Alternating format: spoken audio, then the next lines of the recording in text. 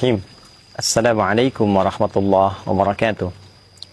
Alhamdulillahi rabbil alamin. Wassalatu wassalamu ala an-nabiyil karim, nabiyyina wa sayyidina Muhammadin wa ala alihi wa sahbihi ajma'in, wa ba'd.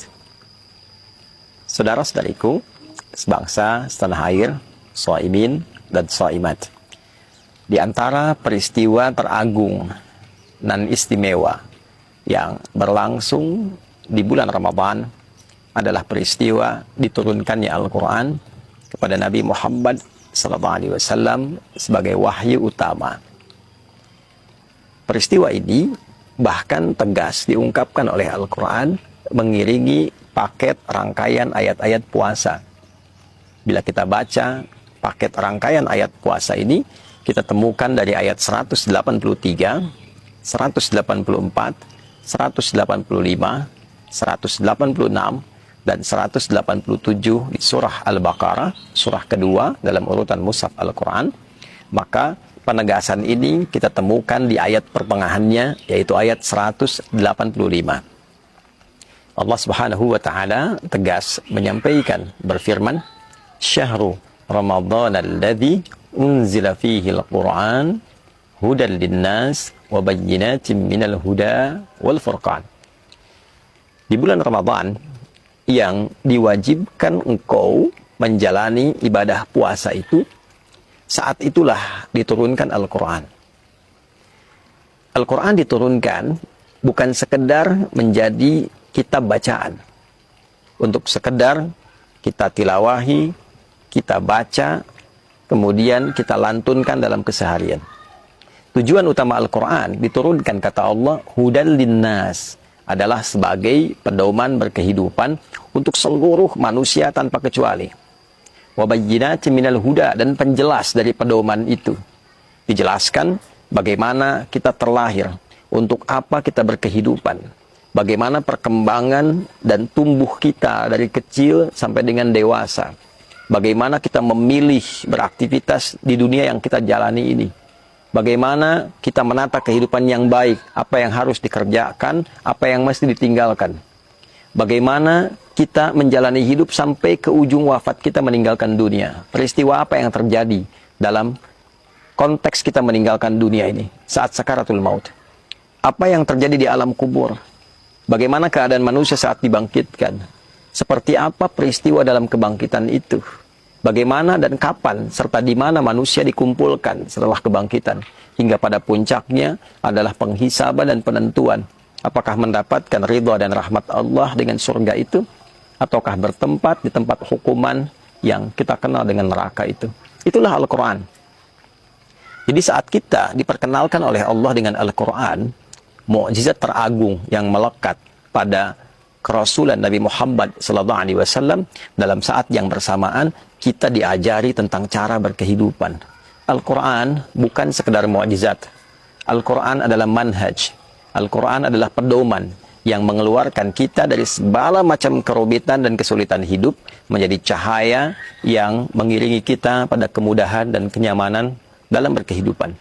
Itulah sebabnya Allah memberikan satu contoh yang menggugah pada diri kita dan mengajak akal kita dalam saat yang bersamaan untuk berpikir.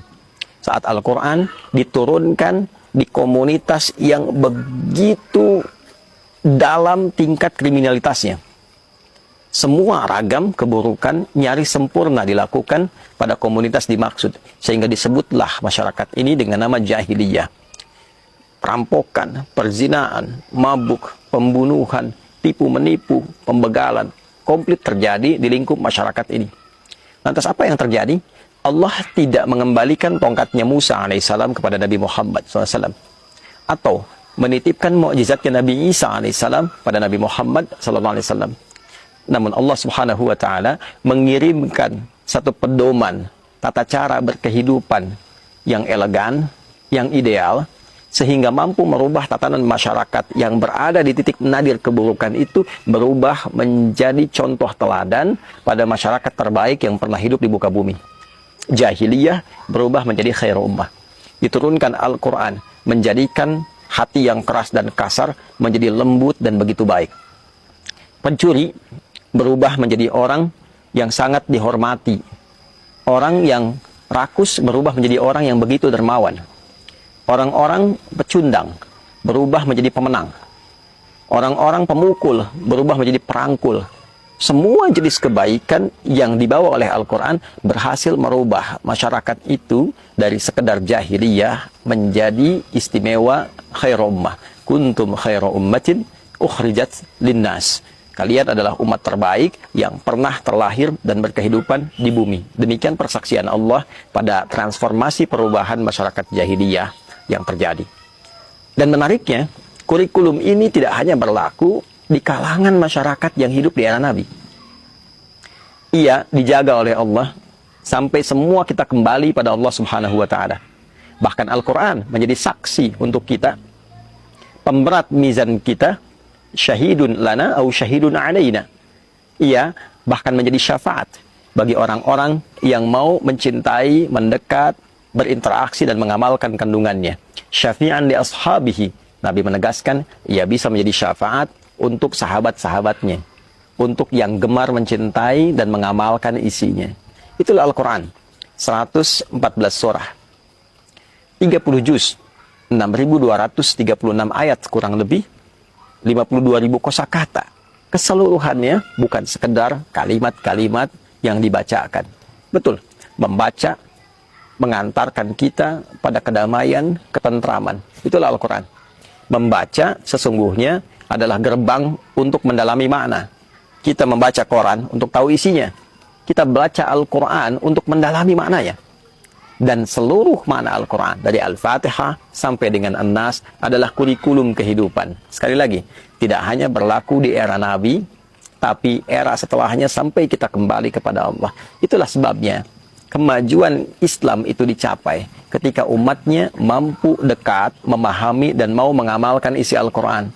Silahkan kita bisa cek bagaimana Islam bisa berkembang sampai dengan ke Afrika, sampai dengan ke Eropa di Andalusia, bahkan sampai dengan ke Nusantara, datang tanpa ada peperangan dengan penuh kedamaian dan memberikan satu perubahan pada kehidupan masyarakat di tatanan Nusantara. Semua berkeadilan sosial. Yang tadinya didapati ada kasta-kasta, tingkatan-tingkatan dalam berkehidupan. Masyarakat sungkan untuk bergaul satu dengan yang lainnya karena ada sekat dan batas-batas. Islam datang memberikan sifat berkeadilan sosial untuk semua. Islam datang mengajarkan cara berketuhanan yang Maha Esa yang benar. Islam datang memanusiakan manusia sehingga konsepnya datang dengan keadilan dan penuh dengan keadaban. Islam datang menyatukan sehingga persatuan itu dirasakan begitu baik. Islam datang dengan suasana kerakyatan yang begitu baik, yang dipimpin oleh hikmat, yang melahirkan kebijaksanaan, yang bermusyawarah dalam setiap persoalan, dan mewakilkan persoalan kepada pakar-pakar di bidangnya, sehingga terjadi keadilan sosial bagi seluruh masyarakat yang dapat menikmatinya. Itulah fungsi Al-Quran. Itulah Al-Quran.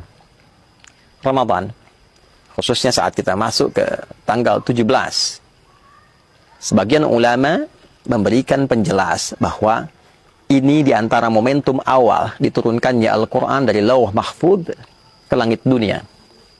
Dari langit dunia baru ditebarkan kepada perjalanan masyarakat Islam di era Nabi SAW melalui Nabi Agung yang sangat mulia itu. Turunnya Al-Quran dari Lauh Mahfud ke langit dunia yang diviralkan dan diketahui oleh semua bagian penduduk langit, itulah yang disebut dengan Nuzul Al-Quran, yang memberikan gambaran besar yang terdapat di dalamnya kemuliaan di satu malam, yaitu malam Al-Qadar. Sedangkan turunnya kepada Nabi SAW sesuai dengan peristiwa-peristiwa dan kebutuhan masyarakat pada saat itu, sehingga menjadi kurikulum bagi kita sampai dengan saat ini, diberikan oleh Allah dalam durasi waktu yang sesuai dengan perjalanan dakwah Nabi Muhammad SAW. Kurang lebih 22 tahun beliau berkehidupan dan menjalani masa dakwah. Untuk itu, teman-teman semua, sekarang saatnya kita mengeluarkan kembali kurikulum itu. Yang menjadi pelajar, keluarkan ayat-ayat yang membimbing kita bagaimana cara belajar yang baik. Tidak mudah lupa, memahami dengan benar, mengamalkan apa yang kita pahami dan diimplementasikan dalam kehidupan berbangsa bernegara. Ayat-ayat tentang penyelenggara negara, bagaimana menjadi pemimpin yang adil, yang baik. ayat-ayat tentang kehakiman, bagaimana menjadi hakim yang jujur, yang mulia, sehingga dipanggil dengan kalimat yang mulia. Ayat-ayat tentang keamanan saat bertugas di TNI, di Polri, ayat-ayat tentang parlemen, bagaimana menjadi utusan yang baik, bagaimana menjaga amanah masyarakat, bagaimana seorang anggota dewan akan dihisab, ayat-ayat tentang bisnis, bagaimana berbisnis yang benar, yang tidak merugikan, tidak memonopoli, mensejahterakan, membangun kemakmuran untuk sesama. Ayat-ayat tentang kerakyatan, bagaimana menjadi rakyat yang baik, bagaimana menjadi rakyat yang kompak, bagaimana menjadi rakyat yang akur, yang bersatu, terjauh dari perpecahan. Ayat-ayat yang membimbing para ustadz, para agamawan untuk menjadi pencerah, menghindari diri dari berbagai tipu daya tarikan dunia, bukan menjual diri, menjual ayat-ayat demi kepentingan-kepentingan materi. Semua tuntunan itu mengantarkan kita pada kesejahteraan dan kemakmuran bersama. Itulah Al-Quran.